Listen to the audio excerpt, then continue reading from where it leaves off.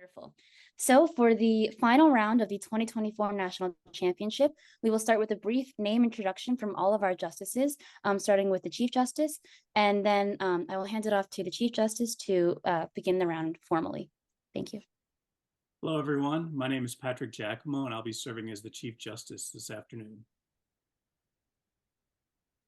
Hi, everyone. My name is Andrew Tutt, and I am an Associate Justice this afternoon. I'm Frank LoMonte. I'll be serving as an Associate Justice. Hi, everybody. This is Dynar. I'll be an Associate Justice today. And I'm Rachel Moran, and I'm also an Associate Justice today. And now I'll pass it off to Chief Justice Jaicomo to call the round to order. Thank you all. We will now hear argument in case 2023-2024, Chambers versus New Stork. Counselor for petitioner, you may begin when ready.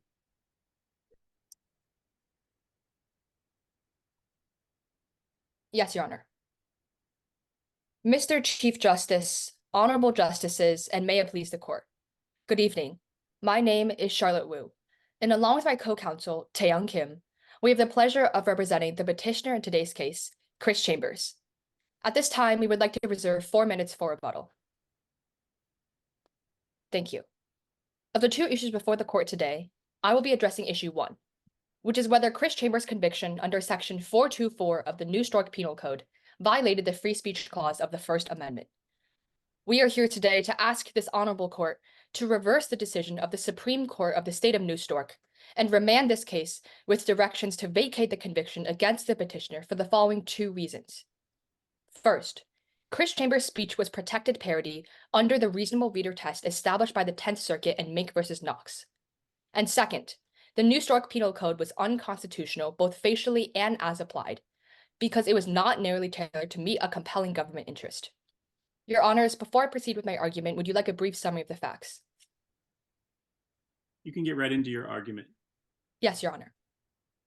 As established by the 10th Circuit Court of Appeals in Mink v. Knox, the test that determines what speech constitutes protected parody is whether that particular speech could be reasonably understood as describing actual facts about an individual or actual events in which they were participating. Specifically, the test is what a reasonable reader would understand the author to be saying, considering the kind of language used and the context in which it is used. Looking at the statement in the instant case, first, most residents in the city of Silliman would know that the 3 individual pictures of the officers were in fact real officers due to the heavy media coverage of their alleged misconduct. But Counselor, this was done on the internet, so why would we limit the audience to residents of Silliman when the web reaches the world? Why do you have us restrict the audience in that way?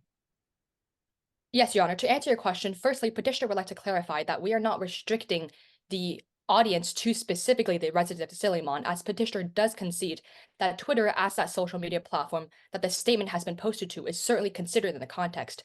But rather, I'm arguing the specific audience initially to show that that could be one of the factors to be considered in the reasonable reader test. Well, which factor is it, Counselor? Which population are we looking at to determine whether the reader is reasonable? Yes, Your Honor, to further clarify my answer, petitioner does contend that it is Twitter as that overall platform that Chris Chambers posted his tweet to that is the audience. And specifically, however, because of Twitter's unique nature as a social media platform, it's actually a special vehicle for counter speech in the form of responses to and comments on Twitter's post that uniquely make Chris Chambers' statement in the instant case protected parody. And why isn't the audience the Twitter followers of Mr. Chambers? Yes, Your Honor, that is the reason why the audience is not just Chambers followers is because his tweet, due to the nature of social media, could spread to people that don't follow him. If other people were to post a screenshot of his tweet, or if his tweet were to somehow circulate through social media to, again, his non-followers. And that's why this court, under its objective determination of the reasonable person standard, should consider the totality of the circumstances, which includes both followers and non-followers. And when it does, in comparison to Hustler magazine versus Falwell, where readers had the ability to flip through the pages of the magazine and ascertain whether the specific statement was in fact parody, it is petitioner's contention that the Twitter feed is similar to that magazine and giving readers the the immediate ability to view Chris Chambers' post in context to other posts in the Twitter feed. And But this let me stop you there, though. A magazine is unlike a Twitter feed. A magazine is a seamless whole. I have the entire magazine in my hand. I have to go looking for the Twitter account. And are you contending that that's the right context, that the right context is not the tweet in isolation, but that the tweet necessarily must be viewed in the history of his other tweets? Yes, Your Honor. First, as Mink versus Knox held, the context of the statement is extremely important. But secondly, however, it is reasonable for a reader to click on Chris Chambers' account and view his previous posts, as this court held in U.S. versus Alvarez in striking down the Stolen Ballot Act as unconstitutional because of the presence of counter speech. It was reasonable for an individual to have to go to a separate computer, go to a separate government database, and ascertain whether the specific individual. Well, the rule you're asking for requires us to say that, anytime the police chief looks, or, the police department looks at a tweet, they have to engage in counter speech to negate that. So you're asking us to sort of establish a information board or disinformation board. Can you speak to that? Yes, Your Honor. Firstly, petitioner contends that counter speech is one of the elements that does make Chris Chambers' speech, protected parody. However, there are still additional factors. First, as to address, but it's the possibility of counter speech, not actual counter speech, and how is that a demonstrably, judicially manageable standard? Yes, Your Honor. The reason why counter speech is a judicially manageable standard is because in the instant case, it takes a very few amount of seconds, just 2 seconds for a reader to click on the username of Chambers' account and see that his account, number one, is a parody account, and number two, that all of his previous posts are clearly not statements of fact. Posts talking about police robots, military-grade weaponry, double-decker donuts. So what's in the record showing that this is a parody account? Is there a disclaimer that's pinned on the top of his Twitter feed? Like, what's the best evidence for that? Yes, Your Honor. Although petitioner concedes that there is no explicit disclaimer attached to Chris Chambers' post, that both the username of the account that was made intentionally one letter off to create a wordplay is a disclaimer, and also the previous post and the counter speech are a disclaimer enough in announcing to the audience that his statement is not one of fact. And as such, because Chris Chambers' speech was protected parody, the state of New Stork used protected parody under an unconstitutional statute to convict the petitioner. Do you dispute that people thought that this was a real tweet from the real police department? I mean, don't we have to take that into account? Yes, Your Honor. I don't dispute that there were actually 8 people, as reflected in the record, that viewed Chris Chambers' post as one of actual fact. However, petitioner does contend, as this court held in Hustler Magazine versus Falwell, that the reasonable person does not rise or fall with a few individual people. Rather, it's the So those were unreasonable people who believed the tweet. Yes, Your Honor. Whether or not those people were reasonable or unreasonable, it is petitioner's contention that sometimes the point of parody is that people do not get the joke. And in the instant case, when people may see Chris Chambers' statement as true or not true, that does not certainly mean that Chris Chambers' statement is not protected. Well, then isn't it problematic for your position, counselor, that we're looking at the whole of Twitter as opposed to just the people following your client? Because the people following your client might be aware that these people are police officers in a small town, but I don't think a stranger to this who has this pop up in their feed would just as easily be expected to understand that. Firstly, Your Honor, petitioner respectfully disagrees that it is reasonable for a reader to, even that doesn't follow Chris Chambers, to see the statement as parody, not only because of the previous post and the counter speech, but also even looking at the statement itself. Colloquialisms like obviously and fake cops that not only juxtapose the formal opening phrases, but are terms that an official police department would certainly not use. And as such, because the state of New Stork used that protected parody under an unconstitutional statute, it is petitioner's contention that this court should reverse and remand. And when we're talking about the unconstitutional... Well, can I just interject here that I'm not clear why we should look at the whole stream of Twitter feed rather than the particular post that related to claiming that these were not police officers, because that's how he's being charged, isn't he? The real focus was only that tweet. They didn't charge him for all the other ones, just that one. So why should we suddenly require that all the others be considered? Yes, Your Honor. petitioner contends that the reason why the context of the statement is so important is, as the 10th Circuit held in Mink versus Knox, context can turn what a statement that's out of context appears to be a statement of fact into one of parody when we're considering the context. But even if this honorable court were to believe that does not matter, petitioner still contends that even looking solely at the statement itself, from both the username of the account and the colloquialisms, that there is enough cues to make it so that a reasonable reader would see Chris Chambers' statement as parody. Well, really, One letter makes enough of a signal. Silly man versus Silliman. I mean, that seems like a very subtle distinction on the internet. Yes, Your Honor. In addition to the one letter that creates a wordplay and adds to the absurdity of his account, there are also the use of colloquialisms, obviously, and fake cops. As the Onion brief contends, the point of parody is to initially imitate that of the official account, which is why there are serious phrases like "please be advised." But the point at which it becomes protected parody is when there's a pulling under the rug moment, where there's those words, obviously fake cops, that official police departments would not use, and that is why. Well, the pressure point I see in your argument is I don't think the Supreme Court has to decide whether this is parody or not. We just have to decide whether this statute meets the First Amendment test or not.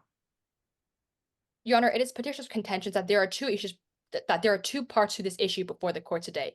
First, that if Chris Chambers' speech was in fact protected parody, then the petitioner would prevail. But additionally, another way for the petitioner to prevail, as Your Honor is pointing out, is that this statute is unconstitutional. And in the instant case, the statute is unconstitutional because it's both vague and overly broad. First, the terms falsely and recklessly are directly contradicting. This court in U.S. versus Alvarez already established that the word falsely adds a mens rea requirement to this statute, which specifically connotes a knowledge requirement of the statement's falsity and an intent for that statement to be taken as true. Your client knew these statements were false, though. I don't know how far that gets you. Your Honor, it is petitioner's contention that, contrary to Your Honor's point, that Chris Chambers did not make his post with the intent to gain access to anything.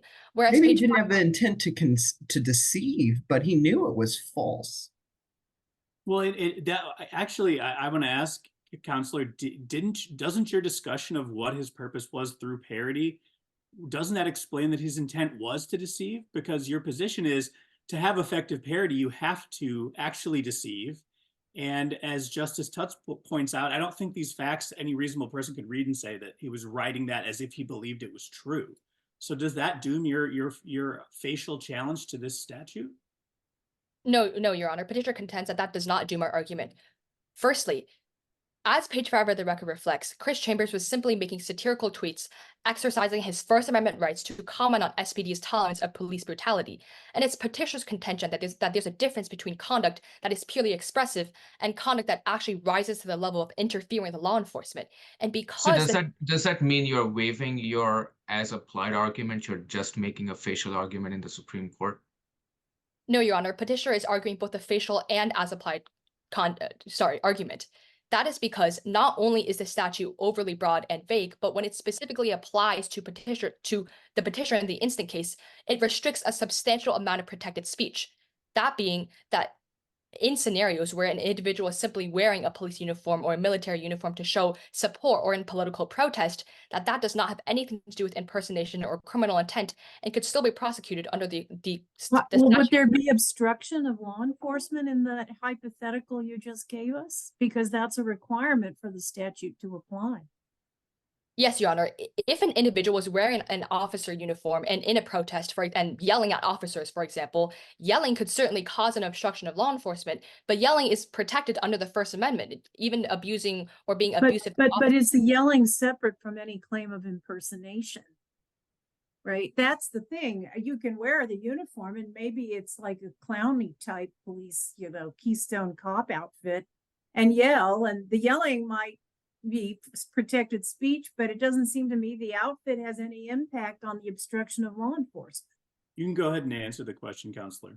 Thank you, Chief Justice. To answer your question briefly, first, petitioner contends that in the scenario I suggested, the wearing of the uniform as well as the yelling together is what causes an impersonation and an obstruction of law enforcement, because other individuals perceive that individual to be an officer based on the uniform that they're wearing, and would also cause an obstruction of law enforcement because of the yelling.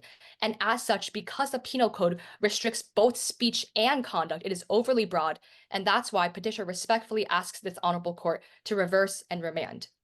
Thank you. Ms. Wu.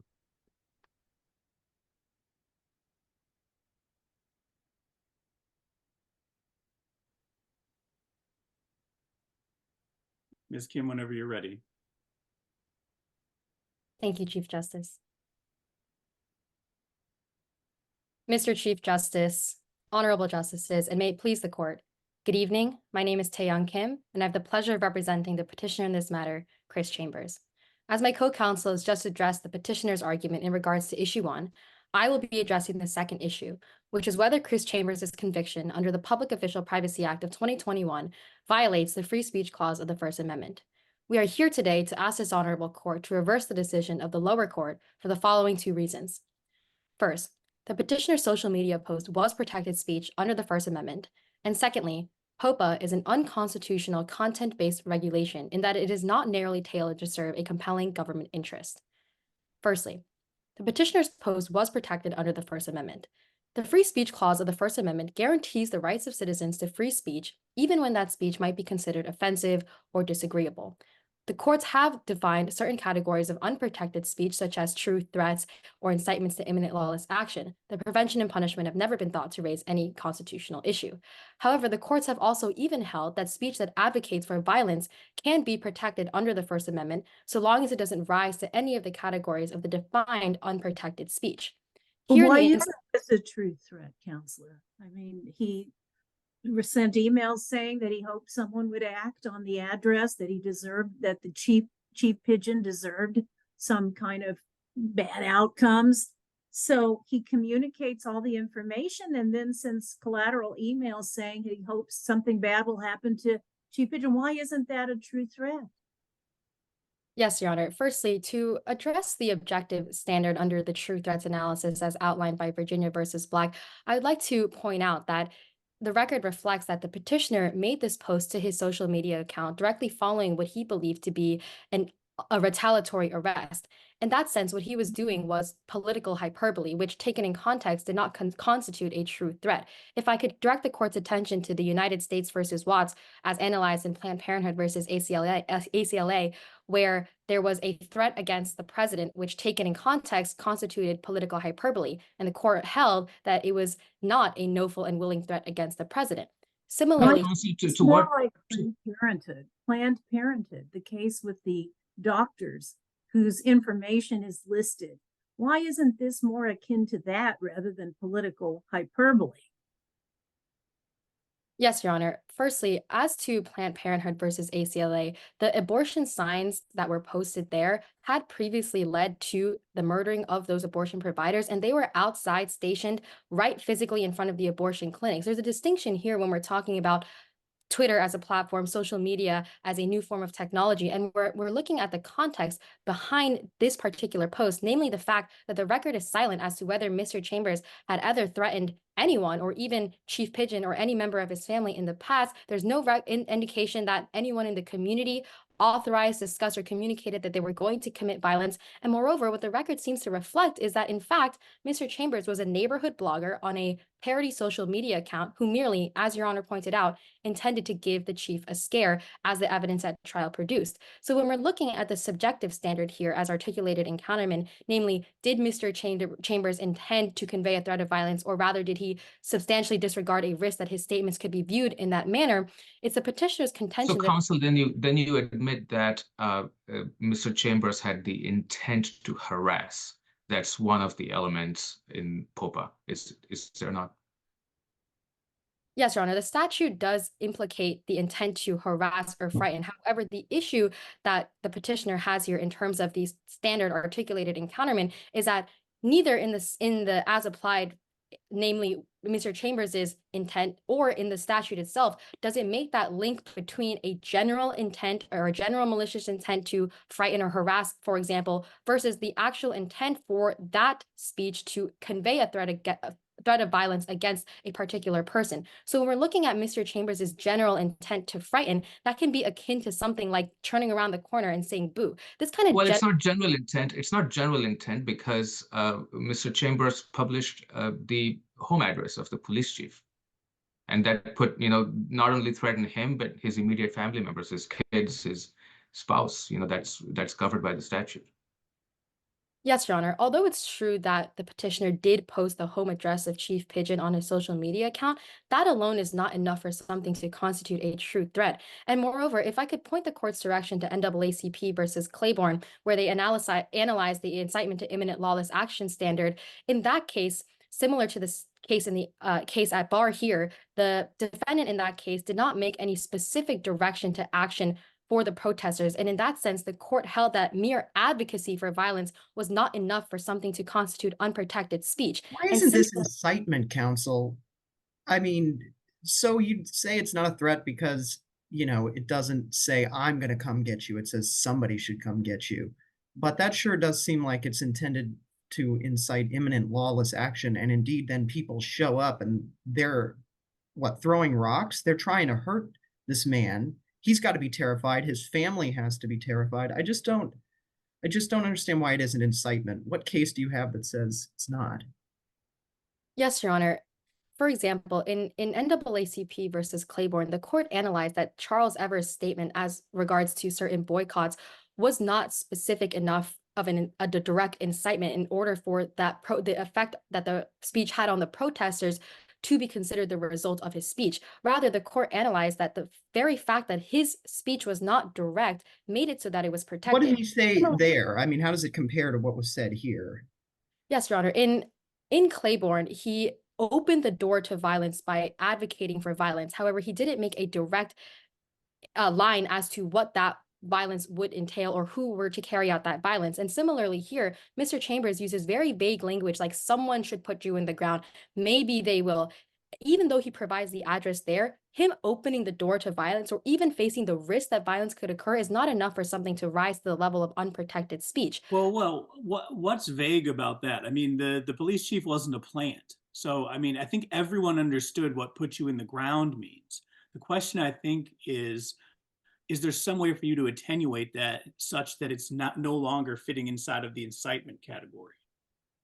Yes, Your Honor. For example, put you in the ground in terms of a political figure, especially in the context of the fact that this was a post made after a retaliatory arrest, could certainly mean in the sense of your place in public office. It's unclear based on the language of the statute itself or of the speech itself that it was going to be physical violence. But even if the court were to believe that Mr. Chambers had some understanding that he might be opening the door to physical violence, the opening and the risk alone is not enough. He cannot be held responsible for the actions of those protesters if he himself did not direct them to any imminent lawless action. But isn't that the problem here? It's not that he just said, I hope someone kills you. It's he said, I hope someone kills you, and here's your address for those someones to maybe act on the thing I'm saying. Yes, Your Honor. Even if Mr. Chambers might have believed that they could end up going to Chief Pigeon's house, the standard articulated in counterment is that he had to have the intent to convey that threat of violence. He needed to believe that the intended recipient would therefore, or rather the reasonable person would take that statement to mean a serious expression of intent to commit. That's for the true threats. Sorry, Chief Justice. Correct. Yeah, that was the same point I was going to make, Justice Tutt. Yeah, we're talking right now about incitement. And so can you tell us why this wasn't incitement? Yes, Your Honor. As the standard established in Claiborne, if there isn't a direct incitement to imminent lawless action, that initial speech, even if it advocated for violence, it can't be it's not automatically unprotected. For example, in Brandenburg versus Ohio, which is also cited in Planned Parenthood, the court analyzed that even speech that advocates for violence expressly, if it doesn't then lead a reasonable person to be directed to commit that harm, and whether it's reasonable for the speaker to have foreseen that, then it can't be an incitement to imminent lawless action. However, I'm worried that we're going around in circles because, and I just want your succinct answer on this. Isn't the statement of someone should kill you followed immediately by here's your address, isn't that enough to connect those two dots that you're saying have to be connected through Brandenburg and the rest of the incitement case law?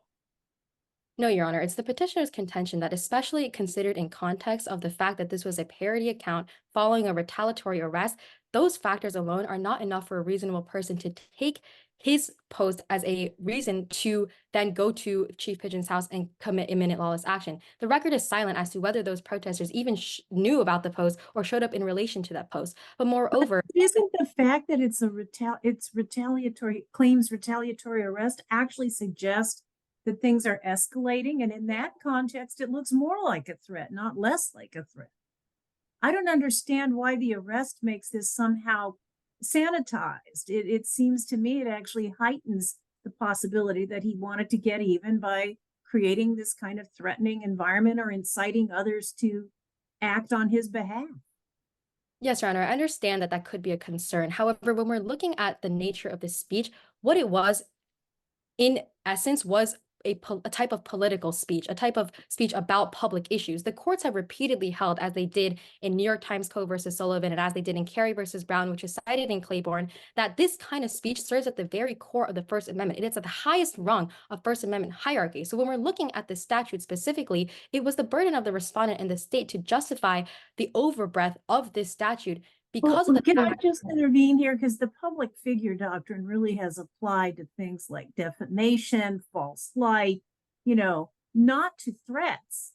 I'm not sure that we should treat public and private figures differently when the issue is whether they've been threatened or others have been incited to violence against them. This isn't just reputational, for example. Yes, Your Honor, I understand that concern. However, the reason why this is so pertinent to this case is because the statute in the instant case is drawn in a way that it is not narrowly tailored. And so it serves as a chilling effect upon speech, as the courts have established to be the very essence of democracy. It's at the very core of what the First Amendment— Counsel, I hear you saying that you have a different argument, which is rather than as applied, you have an overbreadth claim that this statute is overbroad and so has to be struck down, like a facial challenge. Yes, Your And Honor. so you say that it would sweep beyond incitement and true threats? Yes, Your Honor. Specifically, if I could point to the intent element of this statute, the fact that it includes things like harass, frighten, and doesn't serve that link that's necessitated by Counterman under a true threats analysis between an intent to frighten versus an intent for that frightening to convey a threat of violence against someone else is precisely the overbreadth of this statute.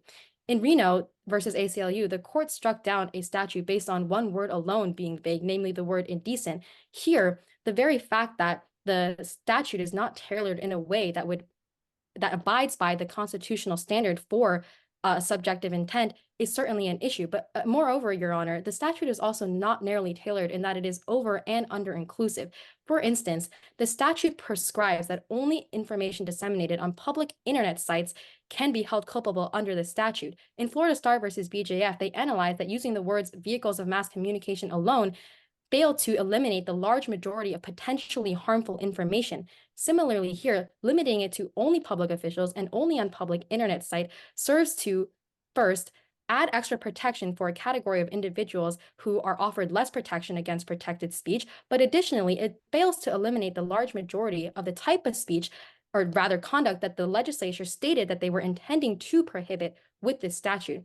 And Well, I'm therefore— going to give you a we little bit just of do extra one time step- I'm going to give you a little bit of extra time to answer this, please, but I want you to answer, why isn't this last clause in the statute, reasonable person would be placed in fear of physical injury? Why isn't that enough to salvage this? I understand your point about there's a lot of broad stuff in here, but it feels like the overbreadth is really salvaged by the prosecution would also have to prove that a reasonable person would be in fear of physical injury, which seems quite narrow. Yes, Your Honor. It's true that the reasonability standard does seem to fall in line with the true threats objective standard. However, that itself does not grapple with the chilling effect that the speech could have. For instance, the statute prescribes that you cannot, for example, submit biometric data with some kind of malicious intent. Here, there's no conceivable version where that would lead to a physical injury or what the legislature intended to be prohibited by the statute. So the failure of the legislature to narrowly tailor the statute to what they stated would be the government interest, on top of the fact that the subjective intent is so vague, is enough to overcome the fact that the reasonability standard is prescribed in the statute. Therefore, we respectfully ask this honorable court to reverse the decision of the lower court and vacate the petitioner's conviction. Thank you very much. Thank you, Ms. Kim. Ms. Brauner, whenever you're ready.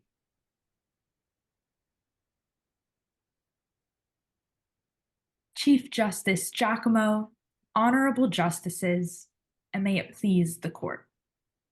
My name is Lindsay Brauner, and today I, along with my co-counsel, Pooja Gudoor, represent the respondent, the state of New Stork. Of the two issues before this court today, I will present the first. How New Stork Statute 424 does not violate the free speech clause of the First Amendment for two reasons. First, the statute is constitutional as applied. And second, the statute is content neutral and able to overcome intermediate scrutiny, making it facially constitutional. Can I just right here on a factual matter? The statute covers impersonating a police officer. But he's not impersonating a police officer, he's impersonating the police department. So why does this statute even apply? Yes, Your Honor. If I could turn Your Honor's attention to page 32 of the record, you'll find the actual statute that we're dealing with today, which says falsely and recklessly pretending to be a local, city, county, state, or federal law enforcement officer is guilty of this misdemeanor. And so now in today's case, the Chris Chambers is actually pretending to be officers working at the police department or the police department itself. And because of that, isn't that the question, Counselor? I mean, if the petitioner is simply representing the police department, is that enough to fall within this? Because presumably there are plenty of government agencies that have non-officers running their social media accounts. Yes, Chief Justice Jaicomo.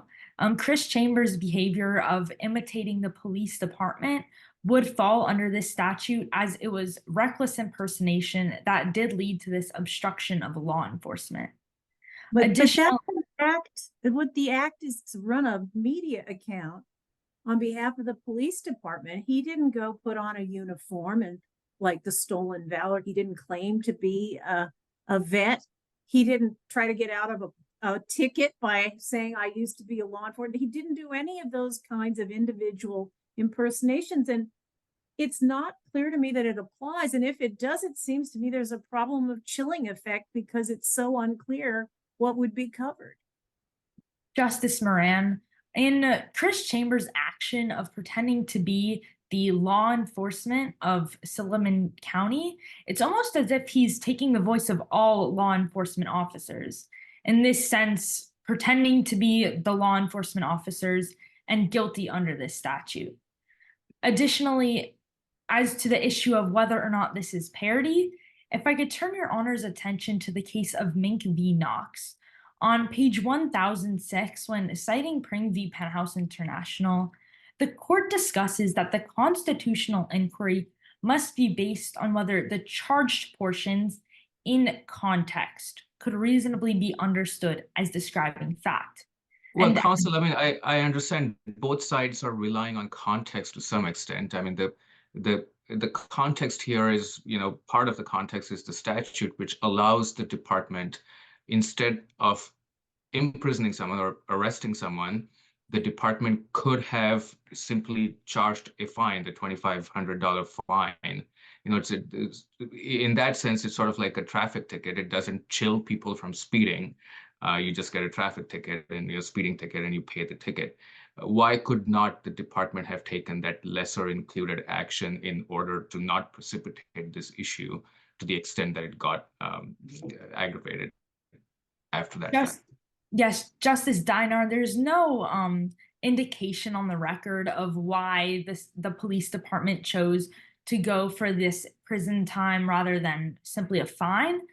And however, the fact that that is an option shows that this is not, in fact, chilling protected speech, as petitioner would like to allege. Well, it shows that the department is selectively prosecuting Mr. Chambers, and that doesn't help you.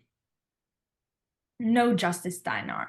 The police department is not selectively prosecuting Mr. Chambers, but rather prosecuting him because of his actions of recklessly pretending to be the law enforcement of Silliman County, and that leading to an obstruction of law enforcement. Let me ask another question in the same vein, which is, wouldn't a less restrictive avenue here have been for the official police department account to have replied to these parody accounts and said, hey, no, that's not true. This is the real account and those are real officers?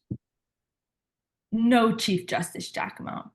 While in this one instance, if we take it isolated from the entirety of the context, that would have been possible. However, looking at the larger context, it would be an undue burden onto the police department to have to respond to every single tweet that— Well, let me stop you right there, Counselor, because the problem for you, for that argument in your case, is that rather than simply typing into a Twitter box and hitting send, this police department went through all this rigmarole to figure out who was running the account and then go through with physically arresting them and everything else that followed up. And so how does that map on to this analysis? Yes, Chief Justice Jaicomo. Now, again, with the Chris Chambers speech in this one context, isolated from any other possibilities, it would have been possible for the police department to go and respond. And we do concede that. However, if you look at the broader issue of individuals impersonating police officers, the time for this counter speech might not always be possible. And if you look, as petitioners relied on the case of US v. Alvarez, where this court found that the Stolen Valor Act was unconstitutional, as counter speech would suffice to achieve the governmental interest. However, in this case— Sorry, go ahead and finish your thought. In this case, when you're dealing with the possibility of an individual impersonating police officers, that can be life and death situations when an individual may not have the time to go and search for counter speech. Unlike an individual simply claiming that they might have won military awards. While both are wrong, one creates life and death situations and the other does not. Well, then does that mean that you're arguing that this is not facially unconstitutional, but you sound like you're conceding that that this was unconstitutionally applied to the petitioner? Because in his case, certainly there was time for counter speech. No, Chief Justice Jaicomo. This was still constitutional as applied due to the fact that Chris Chambers' Twitter page did not appear to the reasonable person to be parody and rather appeared to be factual speech. And for that, we must look to— Well, that's just 8 people, you know, the remaining 34,900 something people are the stand-in for the reasonable, hypothetical reasonable person here. Wouldn't you agree? No, Justice Dynar. The problem with that is that the record provides no indication as to how many individuals actually interacted with police officers versus how many individuals actually ignored the police officers, or of the individuals that interacted with police officers, how many had seen the tweet. And because of that, we can't draw a bright line rule to say if X amount of people respond, then it is reasonable, but if it's less than that, then it's not reasonable.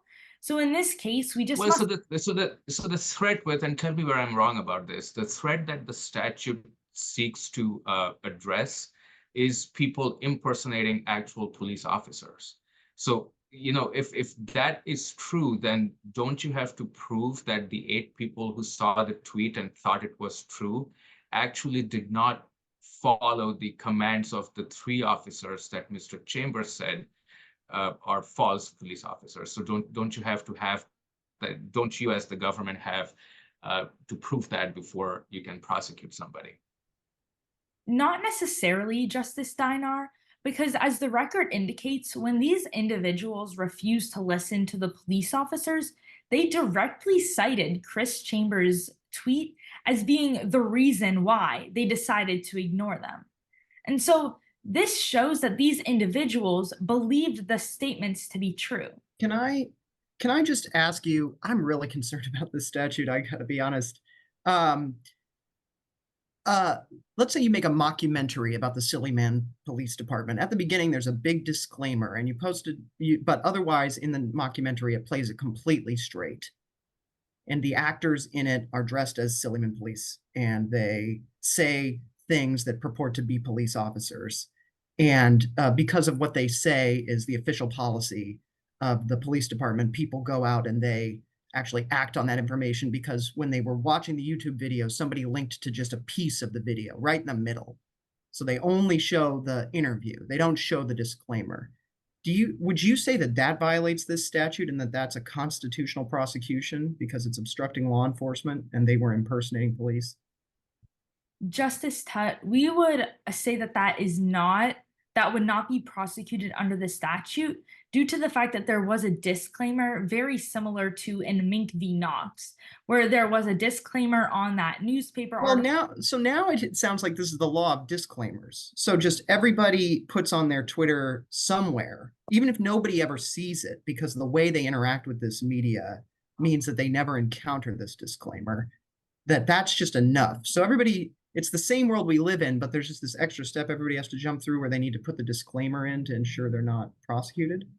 No, Justice Tutt. By no means are we saying that disclaimers are required. However, disclaimers can add to the context of whether or not a reasonable individual would see the speech as factual or parody.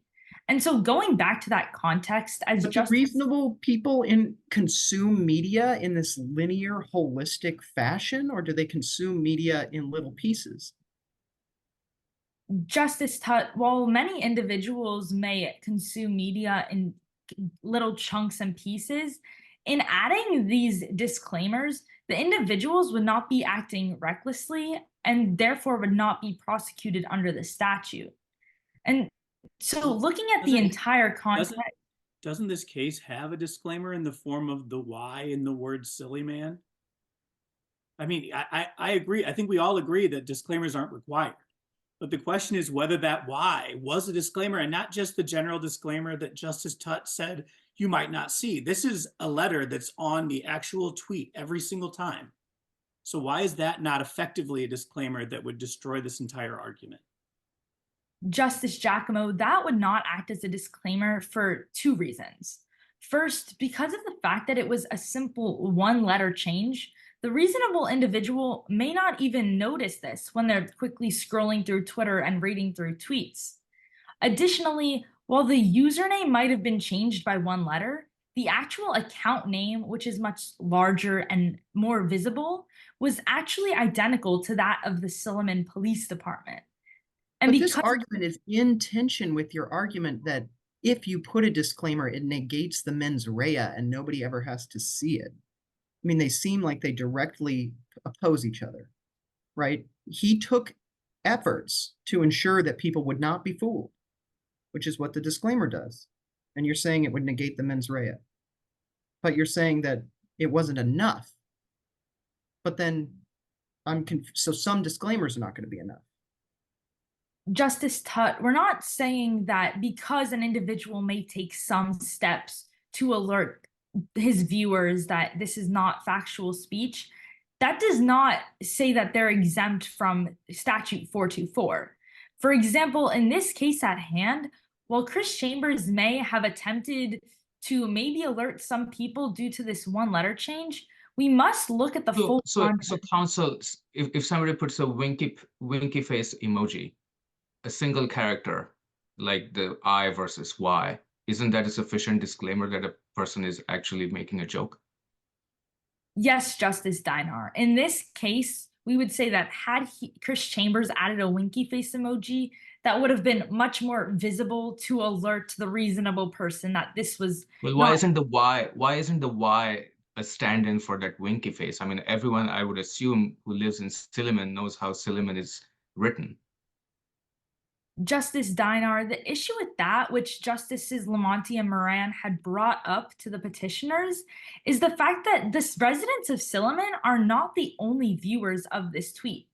There is 400,000 people that saw this tweet, much larger than the audience of Silliman. Well, but then you're also saying that the 8 people who refuse to follow the commands of the police officers are residents of Silliman. Yes, Justice Dynar, they are. So then How- why does it matter? Because in the larger context in which the tweet was published, Chris Chambers did not take enough steps to alert the reasonable person to know that this speech was not actually factual and was parody. So for the aforementioned reasons, we ask this court to affirm the findings of the Court of Appeal and find that New Stork Statute 424 is constitutional. Thank you, Ms. Brauner. Ms. Gudoor, whenever you're ready. Chief Justice Jaicomo, honorable justices, may it please the court. My name is Pooja Gudoor, and today I, along with my co-counsel, Lindsay Brauner, represent the respondent in this case, the state of New Stork. Of the two issues presented today, I will be addressing the second issue. Chris Chambers' conviction under the Public Official Privacy Act, or POPA, did not violate the free speech clause of the First Amendment for two reasons. First, Chambers' statement was a true threat that violated the First Amendment and POPA. Second, POPA is facially constitutional. To begin, the petitioner's speech was a true threat, unprotected by the First Amendment and punishable under POPA. In Virginia versus Black, this court said that true threats are when a speaker means to communicate a serious expression of an intent to commit an unlawful act of violence. Now, the test to determine if something is a true threat is twofold. First, it must pass the objective standard. That is, if a reasonable person would have viewed Chambers' tweet as a serious expression of an intent to harm or assault. And second, it must pass the subjective standard, as established by this court in Councilman versus Colorado. That is, if Chambers Counsel, has... it seems to me that the statute is sort of largely disregarding the sort of common law understanding of what a true threat means. I mean, it's saying if you disseminate these categories of personal information, which the statute defines it as sensitive personal information, then it is per se threatening behavior. So would you want to speak to that? I'm sorry, Justice Dynar, could you clarify what the question is? So it seems to me like the case law on true threats is different than what the statute is doing here as regards to true threats. Your Honor, so essentially the statute is punishing true threats as well as the release of personal sensitive information with the intent to harm or intimidate or harass. So in the case at hand, in looking at Chambers' statements, we would contend that his statement was a true threat and thus would be punishable by the First Amendment and POPA. Let me follow up on Justice Dynar's question, because it sounds like your position would mean that this statute is constitutionally acceptable to prosecute someone who simply posts on Twitter the weight of a police officer, because that has now done this, and presumably you could argue, well, that was meant to harass this officer. So why would that be okay? And does that have some impact on whether this is unconstitutional facially? Chief Justice Jaicomo, that would only be punishable under POPA if that speaker had a malicious intent, as well as if a person would have read that statement and been in fear of, and been in reasonable fear. So posting someone's weight, if there was no malicious intent, also would likely not have imposed a fear upon someone. However, taking the facially unconstitutional issue, we would contend that POPA is facially constitutional. And Reno, could I ask, before we move from the as applied, your opponents argue that this was just a form of political speech, that it should be protected, and that it's not a true threat because Mr. Chambers didn't actually demonstrate any intent on his own to do anything to Chief Pigeon. How do you respond to those arguments? Justice Moran, so that goes to what Justice Tutt was pointing out, that petitioner was arguing that Chambers was not going to take an active role in the inflicting. However, if we look at page 1074 of Planned Parenthood versus ACLU, the majority opinion stated that they were unaware of any case where this was such a requirement and aligned with the findings of several other courts. To be specific, they said, It's not necessary that the defendant intends to or be able to carry out the threat. The only intent requirement for a true threat is that the defendant intentionally or knowingly communicated the threat. And Your Honors, in the case at hand, that's exactly what occurred. Chambers tweeted, "Honestly, somebody should put you in the ground, and maybe they will." And as pointed out by Justice Dynar to petitioner, he followed this with the address and said, "I wouldn't sleep well if I were you." Now, this statement, Well, to what extent does your argument depend on taking sort of the totality of the circumstances or context into account? Justice Dynar, so the petitioner did make the argument that we need to look at the context of which these statements were made. So let's do just that. If we look at page 6 and 7 of the record, we can see that Chief Justice had been under statewide pressures and had been receiving death threats. And as pointed out Well, by— you're starting to look at the context in the middle. I mean, this tweet about somebody should put you in the ground comes after the police department arrested Mr. Chambers. And before that, there is the context of the police chief sort of being a loudmouth and saying certain things in the public. So shouldn't that context also be taken into account? Yes, Your Honor, we need to look at the context and the totality that we're given. So if we look at what you just stated, that Chambers was enraged while he made these statements, as well as that this was pointed out by Justice Moran to the petitioner.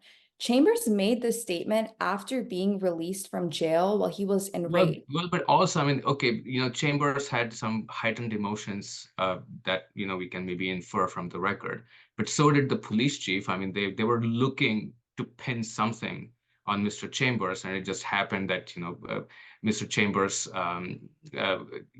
made this one error, and now suddenly he is imprisoned, and, all these other bad things happened to him.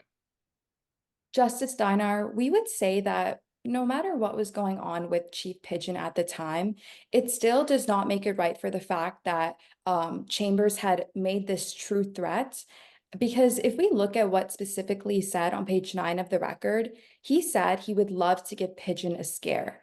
And this very statement implies that he explicitly says that he did understand that his statement would be taken as a scare, and that's what he intended on. So that would satisfy the subjective requirement of true threats, that the speaker understands that his statement is threatening in nature and is disregarding this risk. What is the line? How do we draw the line between what your opponents call political hyperbole and a true threat? Justice Moran, if the court does find that this was political retaliatory statements, that still does not mean that this was not a true threat. If we look at the two prongs of true threats, we can see that both prongs are satisfied. And even though Chambers did make this statement because he was upset by what was occurring politically, it does not change the fact that his statements, he knew what he was saying, that with the statewide pressures that Chief Pigeon had been under recently, that he should have looked at the fact that a reasonable person would have taken this with fear. And petitioner also made the argument that Chambers could not have predicted how others were going to react to his post, but that's not required by the definition of a true threat. The speaker doesn't have to be aware that someone's going to act on the statements. They have to be aware that the statements are threatening in nature and are recklessly disregarding this risk. Well, but doesn't that present a problem for your case? Because on the one hand, you have threats, true threats, and that's focused on recklessness. And on the other, you have incitement, and that's focused on intent. And here, there is no direct threat because, again, he's saying, I hope someone else does this to you. And I think, the news dork is trying to thread this needle and say, well, actually, this is a threat of incitement, and we get to use the lowest standard, which is recklessness, to allow both of those things to come in. And so why shouldn't we be concerned about this? Well, Chief Justice Jaicomo, as stated by this court in Virginia versus Black, to the first part of your question, the speaker does not need to actually intend to carry out the threat. So just because he might be implying that someone else should do it, that does not remove the fact that this is a true threat. And I'm sorry, if you could repeat the second part of your question. Yeah, I'm talking in the true threats context, we're talking about recklessness from countermen. In the incitement context, this court has explained that it's particularly important that there be direct intent of the thing being incited, because otherwise this would sweep too broadly for the First Amendment. And so the question is, isn't your position essentially trying to mash together incitement and true threats and say, this is a threat of incitement, and therefore you can use the recklessness standard to get past the constitutional problems? Yes, Your Honor, we are essentially bringing up the true threat statement. We are not necessarily pressing the fact that this was incitement. However, if the court does find that there is an incitement issue, we could make the argument that this is incitement because in posting the address of Pigeon, he's essentially saying, you know, this is the address, somebody should put you in the ground, maybe they will.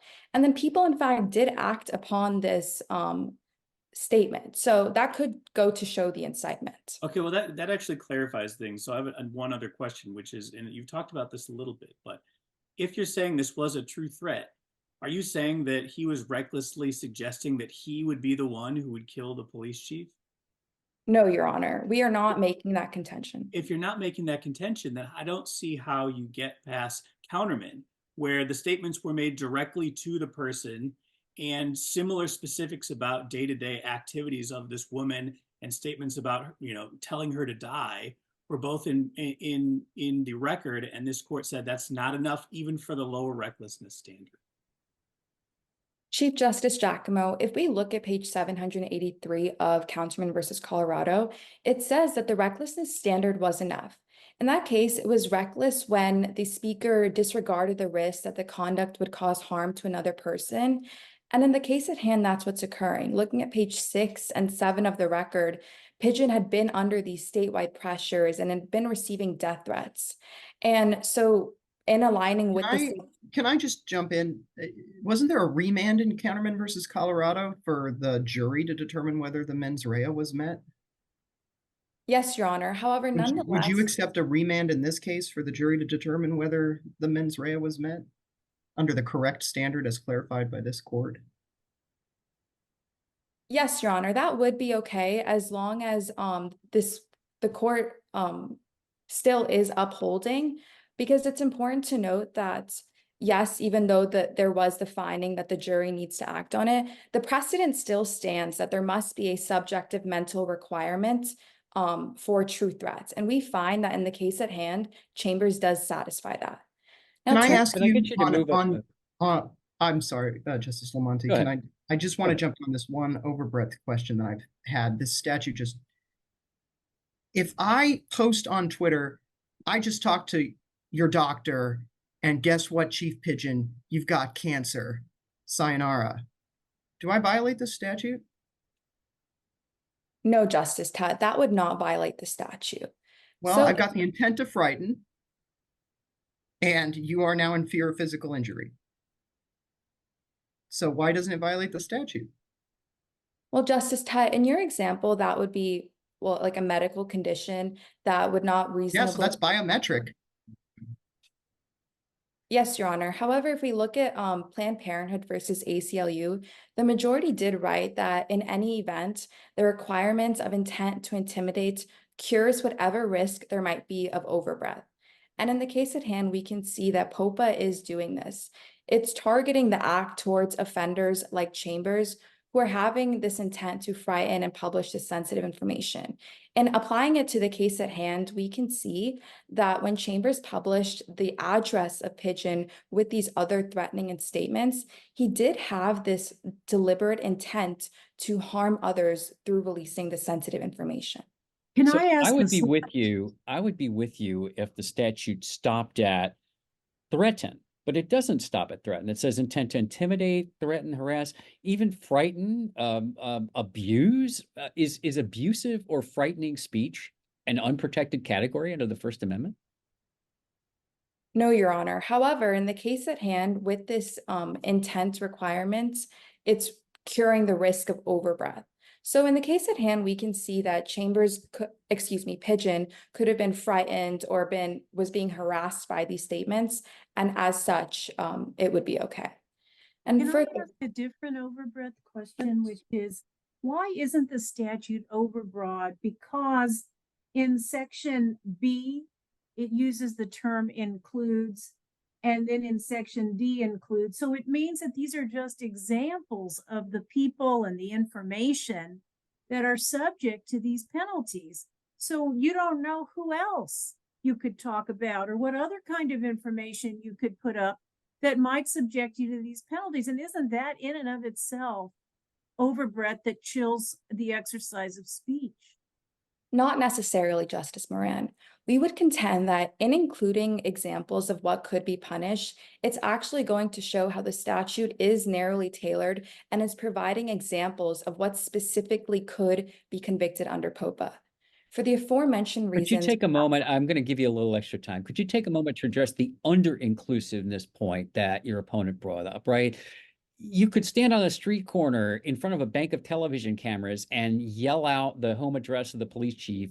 You could even go to a chat room that's not public facing and put the home address of the police chief, and you'd never fall afoul of this statute. Why isn't this fatally under-inclusive? Because it only applies to one method of dissemination. Justice LoMonte, we would contend that the internet domain is something that's very pertinent these days.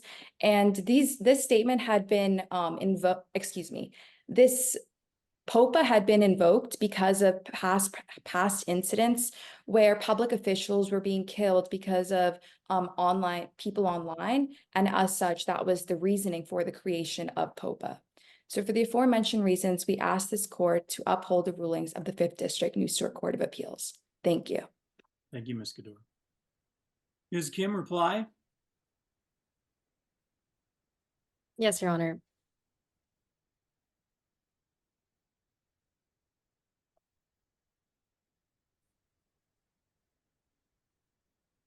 May it please the court, I have just two issues that I would like to address in regards to the respondent's argument. Firstly, to address the drawing of the impersonation statute.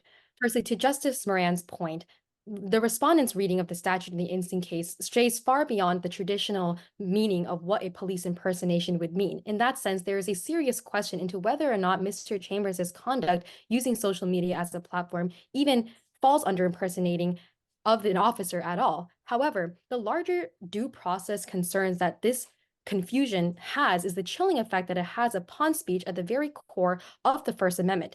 If someone can incur criminal liability for the chance that the unreasonable reader might misinterpret his political speech or parody as something that would therefore lead to an obstruction of law enforcement, then that certainly infringes in a sweeping manner upon speech that is protected.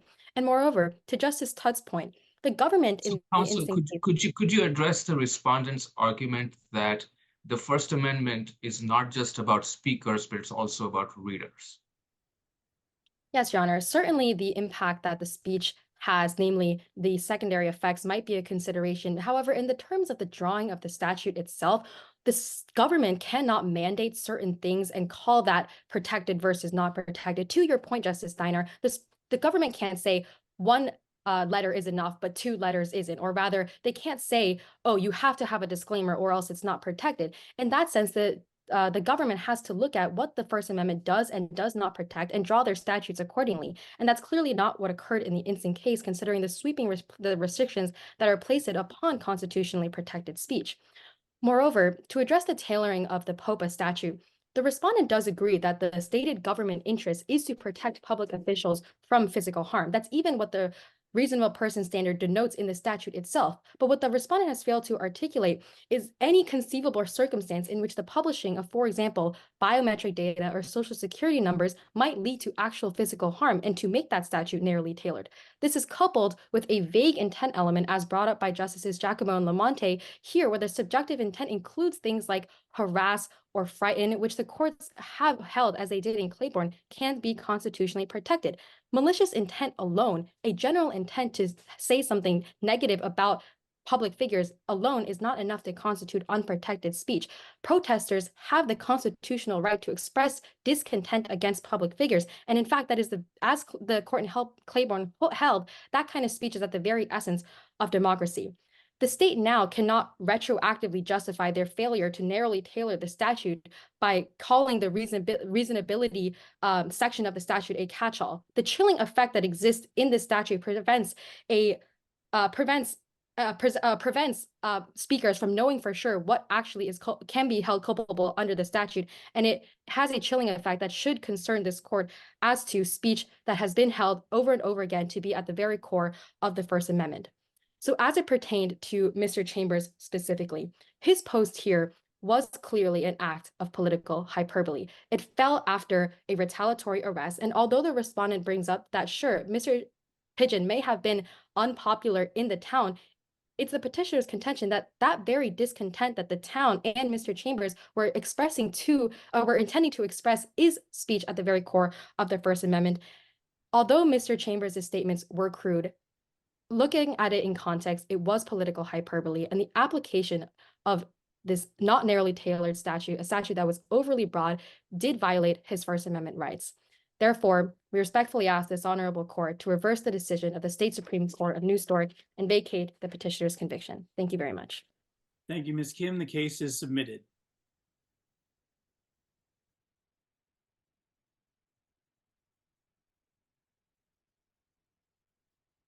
All right, justices may have a brief moment to complete their ballots, and when they are complete, you may turn off your camera should you choose. When you are done, turn your camera back on and we can head into some brief oral feedback. A very impressive round. Just kudos all around, but we will return as soon as all the justices are ready with their ballots. Thank you. Wonderful. Well, once again, thank you all so much for a fantastic final round. To our justices, to our competitors, this has been incredibly, just a fantastic round all around. So just take a moment to really soak in all these last moments. I think that this we'll go into some justice feedback, especially from our justices, because we have a very impressive final round for you, or a very impressive final panel for you. So if all justices could begin with a brief introduction of who you are, especially considering that some of the materials that you've prepared, the competitors have been pouring over these past few months. I will pass it off to Chief Justice Jaicomo first, and then in any order that justices feel fit after that. Great, thanks. We'll get into the more specifics later, but I just want to say everyone did such a remarkable job, really tremendous. This exceeded all of my expectations. So great job all around, everybody. My name is Patrick Jaicomo. I am a senior attorney at the Institute for Justice. I litigate civil rights, primarily in the context of immunities. And so probably most germane to this particular moot court competition is that I represented the petitioner Anthony Novak in the case Novak versus Parma, on which this case study was based, and of course in which The Onion filed its show-stopping amicus brief. And on the theory that we're going to go in the order that we introduced ourselves, I'm Andrew Tutt. I am an appellate attorney in Washington, D.C. I primarily argue appeals in federal courts and in the U.S. Supreme Court. I've argued 3 cases in the U.S. Supreme Court. And my law firm and my colleague, John Elwood, argued Counterman versus Colorado. And so I also have some familiarity with the issues here. And I also want to say it was just a tremendous round, and I can't wait to say more, but I'll just leave it there for now. I'm Frank LoMonte. I am in-house legal counsel to CNN in Atlanta as my day job. I also teach at the University of Georgia Law School. Before that, I was a professor at the University of Florida. Have done just about everything you can do in law, including running a nonprofit. I actually worked with John Elwood on a case called Alonis many years ago. That was the left open the question that Counterman answered, and so this is sort of coming full circle for me. But yeah, in addition to the praise of the participants, I just really want to say whoever wrote this problem, this was just a genius piece of work. I mean, I have read actual judicial opinions by actual, experienced judges that are not written with this level of clarity, and just hats off to the writers of the problem. So I guess I'll go next. My name is Dynar. I am an attorney at Pacific Legal Foundation. I have been litigating these type of cases for many years, and particularly relevant to this one, I had a case in the Third Circuit called Federalist Media LLC versus National Labor Relations Board, which was about a tweet that an employer tweeted, whoever tries to unionize, I swear I'll send you to the salt mines.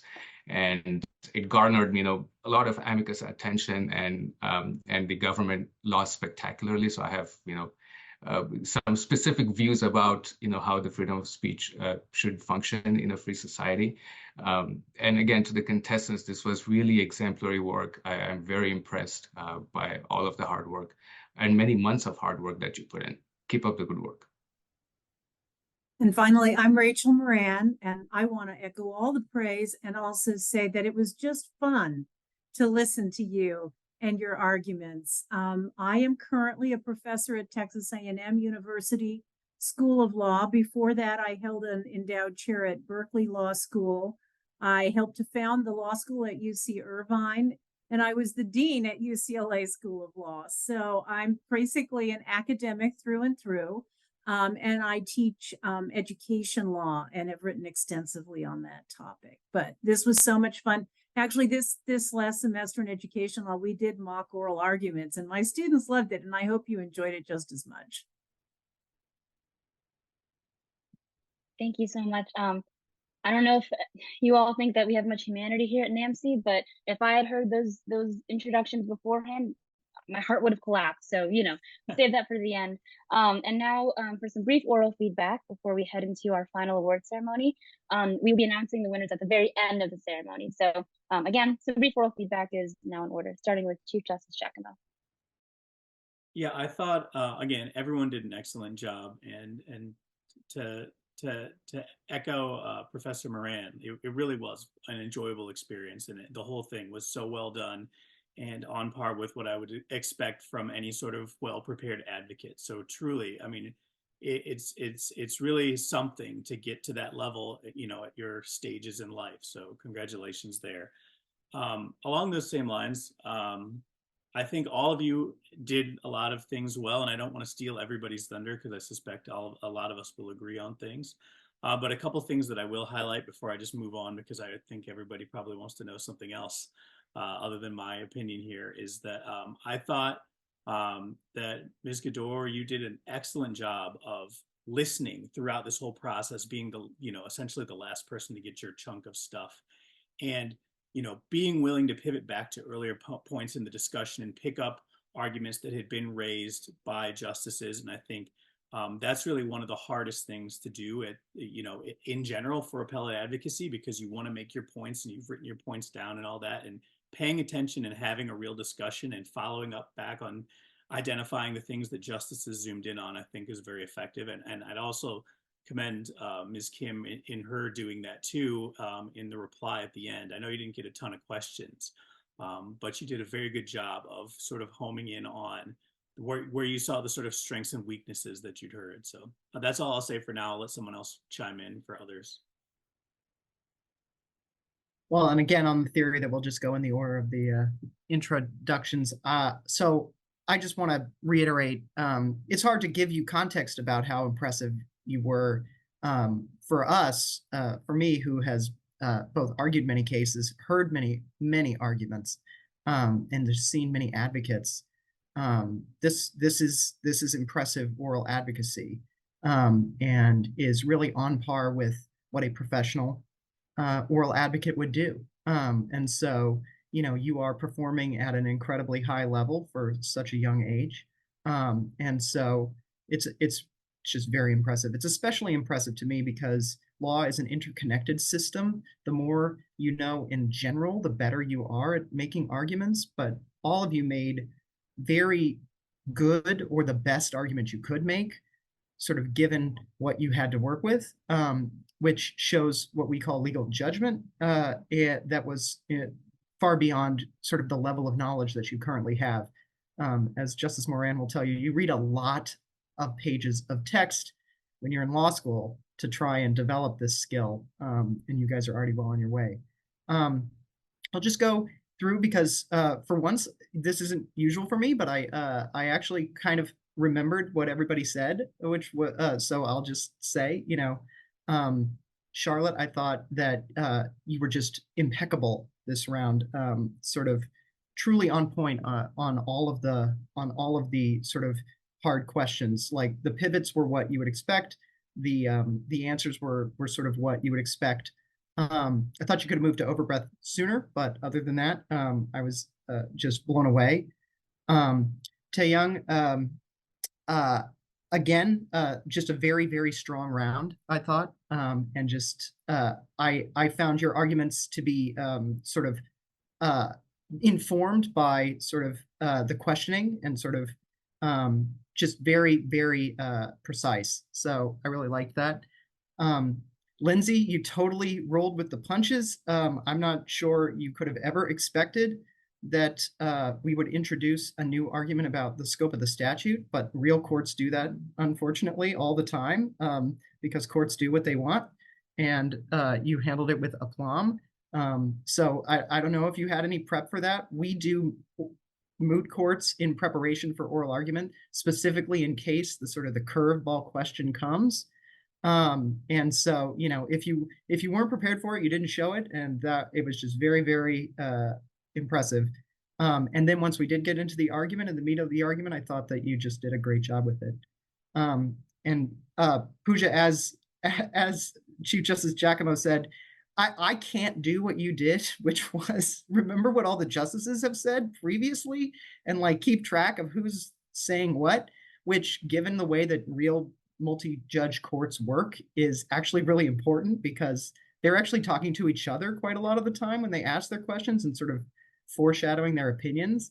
And so being able to build on that as a foundation is a skill that all of us are sort of trying to develop. And so seeing it in action, I'm always impressed. I don't care if you're in high school or you're a professional Supreme Court advocate. It is very difficult to do. And so it was a pleasure to see. So those were my comments, and I really enjoyed the chance to see this, to be part of this. So thanks, everybody. Okay, so I'll pick up next and obviously echo, I've judged many of these things involving second and third year law students, and this was every bit on par with what I would have expected out of a person with like quite a lot of legal education, and better than quite a few I've seen actually. So, my goal with my comments, which I'll keep pretty quick and generic, are you're already at everybody here is at an A, and maybe I can help you get to an A+. So first thing I would say is I am a sucker for policy-based arguments. And I think that at the Supreme Court level, especially, you always want to tap into bigger things, right? You want to make this about, look, this is not just about this one guy and a Twitter account. This is about what will happen if you unleash the power of the state to be able to take retaliatory action against the critics of the government, right? And I think the more that you can sort of tell a story, right? Make us fearful that a decision for your opponent is going to unleash the floodgates in unhelpful ways that will backfire on other people, right? And Ms. Kim, I thought in particular, not to single out anybody, but like you really punched that hard in the rebuttal point. Look, this is about chilling political speech. This is about chilling political speech, which is exactly what you want to do. That like now you have my heartstrings, right? Like now it's not just this one guy who did something stupid on Twitter, but it's like, yeah, you're right. If I decide this the wrong way, I'm actually going to end up chilling the speech of other people who have more valuable things to say. And so, yeah, that's you got me where you wanted me there. So I think that's, you can't go wrong with trying to figure out, right? And for the other side, right, you have policy points that you can argue as well, right? Like, look, this is a really volatile time and people are being threatened all the time. We want the best people to be willing to serve in public office and take these sensitive police jobs. And if we expose them and their families, their poor, innocent families, to being, threatened, intimidated, and harassed, people coming to their houses, right? Nobody's gonna want these jobs anymore. So you have a story to tell too. And don't be afraid to tell that story, because I think that that will make your advocacy on, everybody knew the record cold, knew the cases cold, but sometimes sometimes it's more important to balance that out with that bigger picture story perspective. Also, you know, this is a skill that even a lot of experienced advocates don't have, but it's kind of like the pick and roll in basketball. When somebody is guarding you, right, you need to be able to ditch that person. You need to be able to ditch that person and get toward the basket. And so we did bog you down a lot of times in unproductive things that were not scoring for you, right? You got to be able to ditch that and pivot it right away, right? Like I got to get rid of you in one question, one answer here, and not have three people piling onto you, because all of that is now like wasting your time when you could be scoring, right? So just, you know, that will come with prep, that will come with mooting yourself and knowing how to put those questions to rest quickly and pivot to something that does score for you. And then last point, you know, similar to that, know which of the arguments is the one that helps you the most and try to allocate your time proportionally to that, right? On the POPA statute, right? If you're the petitioner, that's a crazy unconstitutional statute. I mean, that's like screamingly red flag unconstitutional. No court in America upholds that statute. So you got to know the facial point is your best point there, right? So you want to ditch the as applied thing, which is 50-50, and get to the facial, because that's the one where you're going to win the case. So yeah, just be mindful of allocating your time to the thing that's the strongest and best. That's all for me.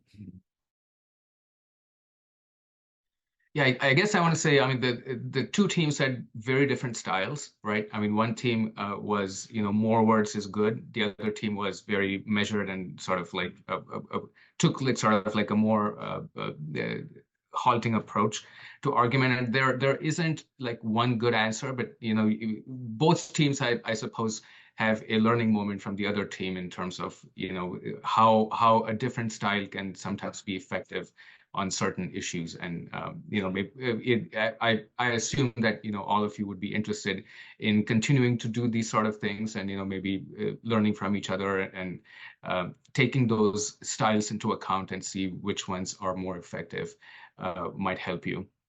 I don't want to get into the substance, because, you know, I think both statutes are highly unconstitutional, but but I think I do want to say that you know, there are softball questions, and it helps to sort of understand which questions are softball questions. If a justice is trying to help you with a question, you need to be able to sort of understand that, and then you know, in the moment, think on your feet and address that, and recognize that it's a softball question. And sometimes, as Andrew was saying, you know, there might be curveball questions, and you need to be able to, you know, identify which questions are curveball questions, and very, very quickly sort of, you know, come back to your talking points. And I think to some extent, what Frank was saying, there is value in developing a thematic element, like a theme to your argument. It's not just, you know, I'm presenting these two arguments and, you know, you're sort of like lay your roadmap. That's certainly useful, but, you know, there needs to be sort of like a central theme. What is your case about? So, you know, maybe some thought might have helped both teams in sort of bringing out that thematic element a little bit. But again, great work all around. And then just to close, you didn't get this far because you're not great at what you're doing. And I thought everybody showed tremendous command of the doctrine and the cases. I also thought you all showed great mental dexterity with a very, very hot bench.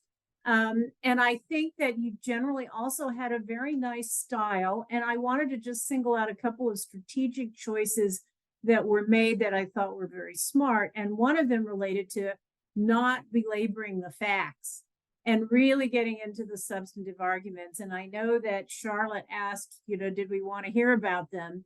And that was really good, because you don't want to offend us by not doing it. But if you're taking up time from your arguments, that's not good either. And then the other side picking up on the fact that we hadn't been interested, dispensed with that as well. So that was Lindsay, I think, who did that. I also thought that you also did with the rebuttal, Taeyoung, is that right? You did a great job with the rebuttal, and you didn't just rehearse things that had already been said, but you actually addressed arguments that came up that you hadn't talked about. You also were very strategic in sort of acknowledging the justice's concerns as you addressed your points in rebuttal. And I thought that in terms of the other team, I thought also it's hard to go last, but I thought you kept your interest and energy up as the final one, Pooja. So I think everybody made some good choices. I actually have one cautionary note, and that is a couple of you said things that felt like you were directly contradicting the court, and I would avoid that. And one of them was contrary to your honor. I wouldn't say that, and I wouldn't say no, Justice X, because I think that feels like your intention with the court, and you don't want to be there. You want to be helping the court to understand your position without ever coming even close to anything that sounds confrontational. So, but that's my only cautionary note, because I thought everything else was really fantastic. And it's been a privilege to be a justice in your argument.